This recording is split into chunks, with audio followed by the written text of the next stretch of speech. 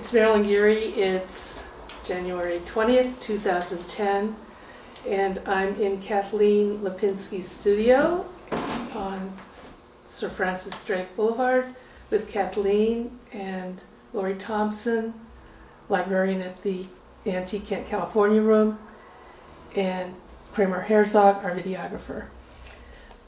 Good afternoon, Kathleen. Can you tell us a little bit about your background? Where were you born and raised? I was born in Detroit, Michigan, and lived there until I was 17. I left midnight of the night I graduated from high school and came here.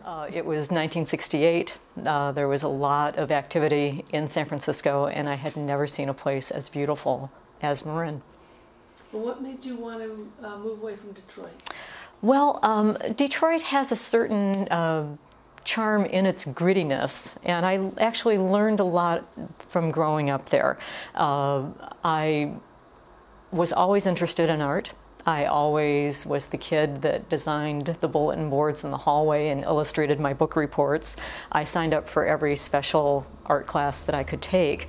And there's a school in downtown Detroit, a public school, Cass Technical High School, where I was able to major in art for 3 years. And so, it's one of those stories where, I took 3 buses through, yards of snow to get downtown to go to school. But it was a fabulous school. It was an 8-story inner city building, and they had programs in commercial art, fine art, and fashion design.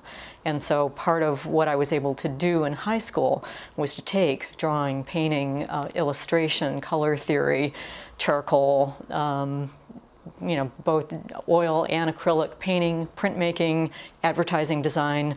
There was another program going on the same floor of the high school, on the 6th floor, where there was a print class in using Heidelberg presses. And so as part of advertising design, we learned 4-color offset printing, printed all the posters and publications for the school, for the dances, for the proms. And it was an amazing education. And so from there, I had gotten a scholarship to go to Columbus College of Art and Design in Ohio. And so that was the plan, that I would visit my sister for the summer and then come back and go to school in Ohio. And so instead, I ended up living in San Francisco and commuting to the College of Marin. At what point did you decide you were going to be an artist?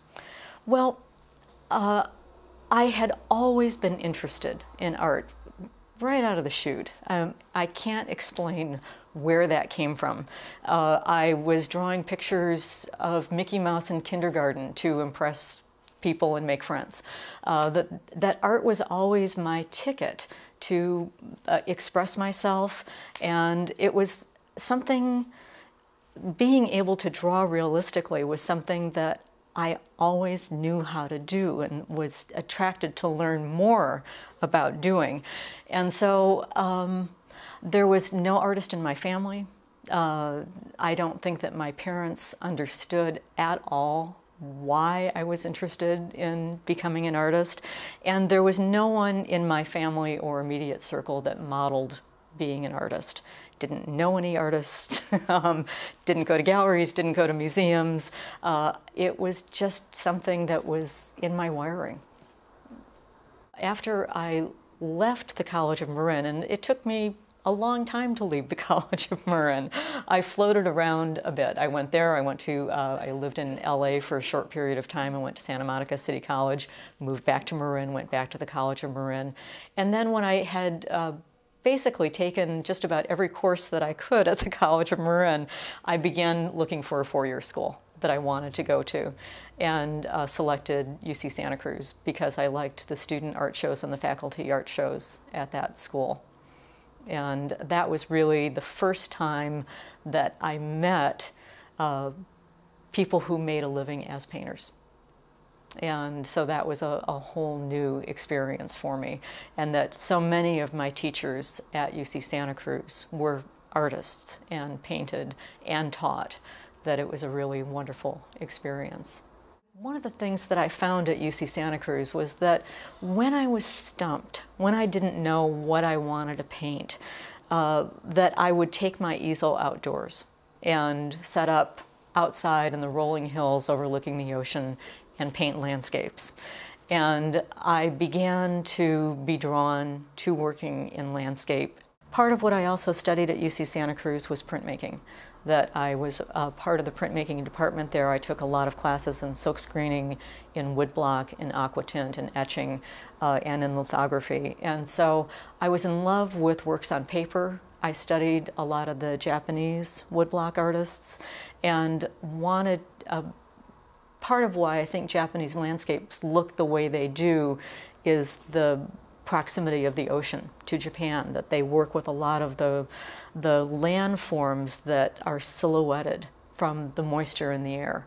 And I found that that was definitely true in Santa Cruz and in Marin, that it had that look of a Japanese landscape. And so that was part of what I was following and what I was painting and what I was choosing to work with in the early stages of my printmaking. Around my senior year at UC Santa Cruz, that I began working in printmaking and in silkscreen. I took silkscreening twice. I repeated it as a class, as a special project, so I could take it farther. And did some of my first landscape images in silkscreening of the Santa Cruz Mountains from up in Zayante, looking out towards the ocean. And again, working with those stacked shapes of ridges. And you met your husband, your future husband, at UC Santa Cruz. We were friends and comrades before we became interested in each other romantically.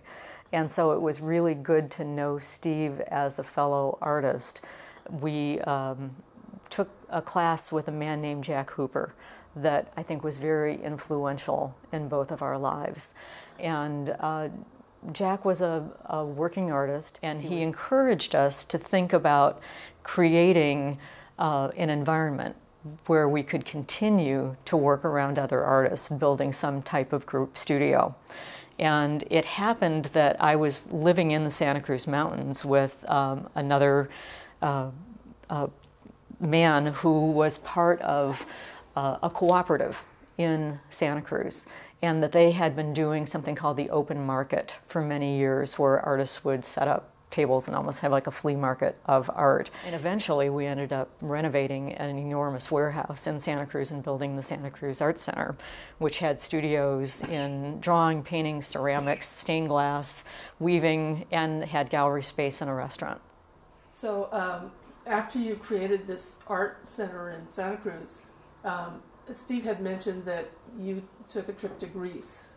We did, and that was just such a wonderful trip. After we had worked in the Art Center for, about a year after graduation or so, we had saved up enough money to take a trip to Europe. Yes. So we started out in Holland and traveled through the Netherlands, stayed with a friend who was a musician there and played American rock and roll in some of the small nightclubs around Holland. And we worked our way down into Belgium and France and Italy, and then eventually landed in Greece.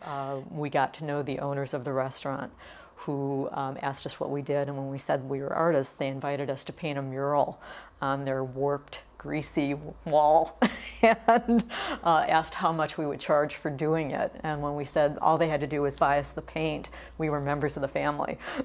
And so from that day on, the mother of the restaurant cooked us meals, and we painted the mural, which was a view from outside the doors of the taverna. So we were doing a mural of the harbor and the boats in the harbor. And the two brothers who owned the taverna would go out and make sure that we were getting it right down to the last stripe on the boats. What did you do when you came back to Marin? We first were trying to decide whether we were going to land back in Marin or stay in Santa Cruz. While we had traveled in Europe, both of Steve's grandmothers passed away, and they had both lived in San Anselmo. We had decided that we would rent one of the houses in San Anselmo and live together. And so we lived with Steve's sister Carol and the two of us in the house that we currently own in San Anselmo. So what I immediately started doing was, in the house that we moved into, I had dibs on the two-car garage, and that was going to be my printmaking studio. So I immediately launched into working with silkscreen, and I supported myself primarily by doing commercial artwork. So I was working for a business called Gables Litho in Corte Madera, doing layout and paste up. It was all still mechanical, at that time. And I was also freelancing, doing, again, brochures, business cards, newsletters, whatever I could turn up. And so I supported myself as a graphic designer while I was also working in the print studio. I immediately launched into landscape. So I started doing works from the hikes that I took around Marin and designed very simple silkscreen prints in the first couple of years. Usually I'd be working with, somewhere between 9, 12 color prints. By the time I finished, I was doing 35 color prints and trying to bend the nature of what silkscreen was capable of doing. So I was showing my commercial portfolio to the Great Acorn Company in San Anselmo. They saw some of the prints and drawings that I had in the back of my commercial portfolio and offered to take those. So they were my very first gallery in Marin. When I began to realize that I could sell the 10 or 15 copies, the edition sizes gradually grew, up to 35, then 50, then 100. When I finished my career in printmaking, I was doing editions of between 225 and 250. Generally, silkscreen is designed to look rather graphic and flat. That is the property of a silkscreen print, is that it's very graphic in nature. You can generally tell where one stencil starts and stops. It's a hard edge process. By the time I was finished with silkscreen, I was trying to bend that process and make it every bit as realistic as my oil paintings. I like technique, I like realism. Detail is fine by me. I've always been drawn to that in all the work that I've done. I've always liked realism, and I've always liked detail work. And printmaking is very time-consuming. Generally, most of my prints would be in progress for somewhere between 2 and 3 months. So where would you get your ideas for doing a particular image? The ideas are really easy to come by. I hike in the hills just about every day, and for a while I was running also, and so I would always see things that I wanted to create, and that's true for painting as well as printmaking. But particularly in the beginning stages of working with screen printing, the hazy days, the days when there were those divisions that fog makes in the landscape around here, that I would just be outside and think, oh, it's a silkscreen, sometimes I would run back home and get my camera. Sometimes I would sketch and just try to capture that layering process, either on film or in my sketchbook. So where are your favorite places to hike or run in Marin? I spend a lot of time in the Water District right now, so I'm walking around or running around Lake Lagunitas, Bontempi, along the shores of Alpine, and know all those trails very, very well. I'd say that I tend to hike mostly on this side of the mountain rather than the Mill Valley side, partially because it's easy. This is where I live, and I'd rather not spend time in the car. But I also hike a lot out at Point Reyes, and have worked a lot out there and know the trails out there quite well also. What are your favorite places, your favorite images of the mountain and of Marin open space? I think along the shores of Bontempi Lake, partially because it's just a beautiful, beautiful view of the mountain, and I like the reflective qualities of the lake also, depending on what the weather's doing. There can be mirror-like reflections, there can be partial reflections, there can be no reflections when the wind is blowing. And because it's a very active area, I'd say that area and along the shores of Richardson Bay and Mill Valley also, that there's a dynamic quality of the fog pouring in and the effect of light on the land. I think also from the top of Bald Hill in San Anselmo, that's one of my favorite places, one of my favorite views of Tam. Also from up in Fairfax, up on Azalea Hill, looking towards Tam from that area. Another favorite trail is the Estero Trail out at Point Reyes National Seashore. That again, there's the dynamic quality of the tides coming and going and how that affects the look of the landscape there. So I've worked from all those landscapes many, many times. Bolinas Lagoon is another favorite spot that I have. I've worked from Bolinas hundreds of times. And what is it that you're trying to capture when you see something, you go, oh, that's a landscape? It's the quality of light. You know, it's the absolute transcendent quality of light. And one of the things that I find about landscape is by trying to capture one moment in time. There have been times like when I've been out at Bolinas, the fog lifts, the sun pours in, the whole lagoon lights up, that if you can capture that one moment, it in turn has a timelessness that speaks to universal landscape. And I think the transcendence that you feel when you're out, or at least that I feel when I'm out in landscape. I like feeling small. I like feeling that, you know, I'm just transient here, and try to capture that timelessness. I mean, I feel at my best when I'm outside. I love being outdoors. You know, there's nothing that brings me, you know, deeper joy than being outdoors. And so, again, when I'm here and working in the studio, that's what I'm trying to capture, that feeling of serenity, of peace, of smallness, of transience, of timelessness, and that deep, deep, deep well-being that I think I find only in nature. It's like being out under a night sky and, you know, seeing the stars and thinking, wow.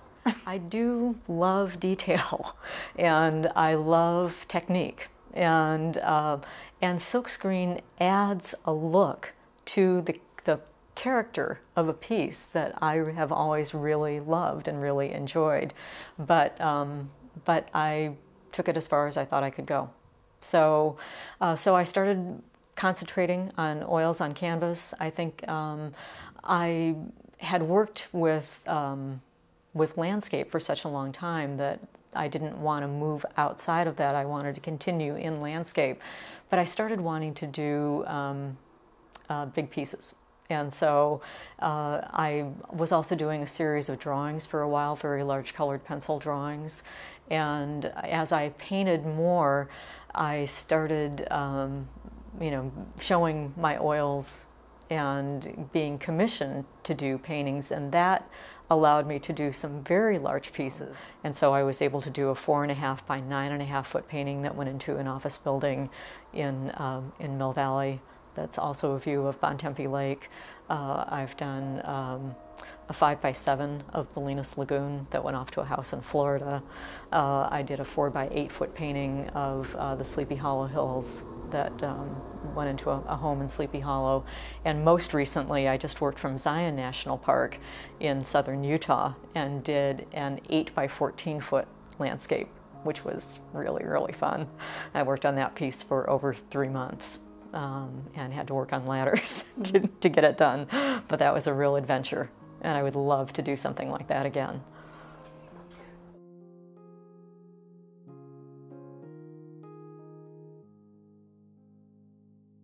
One of your paintings was chosen for, or maybe it was a print for the Buffalo Scapes poster. Yes, and that was a view of Mount Tamalpais from Azalea Hill up in the watershed areas above the Meadow Club, actually, in Fairfax. And that was a large oil painting that was used for that poster. And yeah, so Steve and I are both poster children. And I love working with the organization for a number of different reasons. I think the Marinscapes event is great for Buccaloo, and it's great for the artists that participate. It gives us a visibility in the community, and it gives us an association with all the work that they do in the community. How do you think art contributes to someone, an artist's sense of well-being or generativity? What do you think art does to your psyche, for your psyche? I think that for me personally, it's a very centering process, and it's a very internal process. So part of what I find myself doing is going outside, being outside, drawing my inspiration from nature, and then again coming back to the studio into the solitude of myself and trying to recreate the feeling that I gain from being outside and give it expression through color, line, and form into the paintings that I create, and hoping that somehow the magic occurs of taking that sense of joy, of serenity, of respect, awe that I find in nature, and giving it back to the viewer. That I find I would have a very hard time defining a concept of God, but the closest I can come to that is being outdoors, and that's what I try to plug into, is that very, very deep sense of self and deep sense of spiritual in nature, and then express that through my art. Can you talk about your marriage, your wedding ceremony, rather? We chose to be married outdoors at Point Reyes National Seashore at Divide Meadow. And Divide Meadow is about a 1.5 mile hike from the Visitor Center at Bear Valley out to this very beautiful meadow on the way out to the coast at Arch Rock. So we had, probably about 150 guests. All of our friends pitched in to help us make and transport the food out into the middle of nowhere. There were a number of picnic tables out there. We had friends with backpacks who were carrying food out for us that day. We had a 3-tiered wedding cake in a little red wagon that we pulled down the trail. When we wrote our ceremony, we tried to incorporate our sense of humor and our values as people and artists into our ceremony. And part of what we also did, Steve has probably told you that he made his entrance in a frog suit just before we kissed, and he turned into the prince that he is today.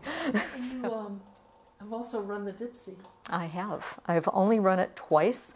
I ran it for the first time, I think, in 1987, and had a great time doing it, loved it, qualified to get into the Invitational the second year, but I was also pregnant for the first time. And I ran, I think, up until maybe my 4th or 5th month, and then decided that I wasn't going to do it anymore.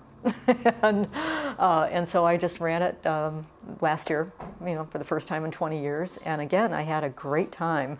I love being part of that tradition of being in one of the oldest foot races in the country. How many children do you have? Just one son. He's 21. Right now he's on the 4.5-year plan at Humboldt State University. His major is in journalism, and he's just a great kid. And everybody asks if he's going to go into art, and the answer is no. That he enjoys, he was the staff photographer for the school newspaper last year, so he does a lot of photography, and he's also picked up a lot of graphic design skills that he's helped put the newspaper together for the last couple of years, and he also has a radio show on the campus station. So what has it been like to be married to another artist?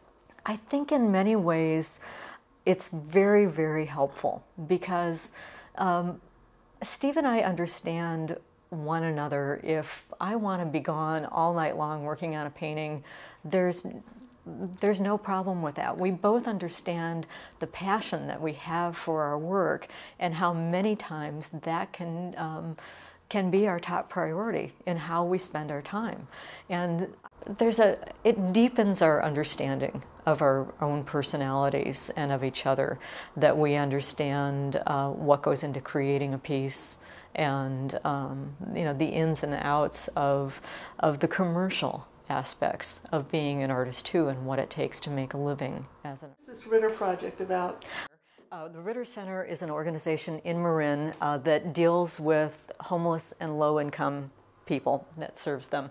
And so they have a house in San Rafael where they offer health care, they offer counseling, they offer addresses for people who are homeless, so that if they're applying for work or social assistance, they can use their phone, emails and an address there for that.